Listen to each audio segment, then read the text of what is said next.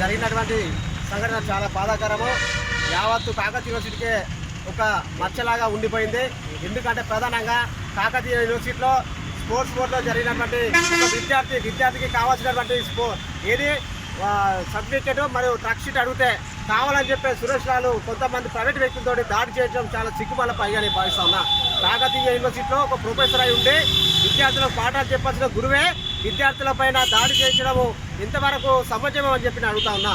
ఇప్పటికైనా కానీ సురేష్ లాల్ అనే వ్యక్తి పైన క్రిమినల్ కేసులు పెట్టి ఆయన విధుల నుంచి తొలగించే వరకు ఏపీఎస్ఎఫ్ పక్షాన్ని పోరాడతా అని చెప్పి సందర్భంగా తెలుస్తానా. నీకు విద్యార్థులు ఏ పాపం చేసిందో, నీకు ఏ అన్యాయం చేసిందో అని చెప్పి విద్యార్థులను తీవ్రమైన ఒక రూమ్ లేచి కొట్టిస్తావో, విద్యార్థులు నీకు చెప్పినట్టు వింటేనేమో విద్యార్థుల పక్షాన ఉంటావు, లేకపోతే విద్యార్థులకు అన్యాయం చేసే సంఘటన ఇది చాలా బాధాకరం. ఇప్పటికైనా కానీ ప్రొఫెసర్ సురేష్ లాల్ పైన క్రిమినల్ కేసులు పెట్టి ఆయనను విధుల నుంచి తొలగించే వరకు పెద్ద ఎత్తున కాకతీయ యూనివర్సిటీలో అన్ని విద్యార్థి సంఘాలు కలుపుకొని పెద్ద ఎత్తున ఉద్యమాలు చేస్తాము. ఇక్కడ కాకతీయ యూనివర్సిటీలో ఉన్న అధికారులు కూడా స్పందించాలి, అటు రాష్ట్ర ప్రభుత్వం కూడా స్పందించి ఆయన తక్షణమే స్పందించి రాష్ట్ర ప్రభుత్వం అటు అధికారులు స్పందించి విధుల నుంచి తొలగించాలని చెప్పి కూడా నేను ప్రధానంగా డిమాండ్ చేస్తా ఉన్నా. నా పేరు నరేష్ మంద.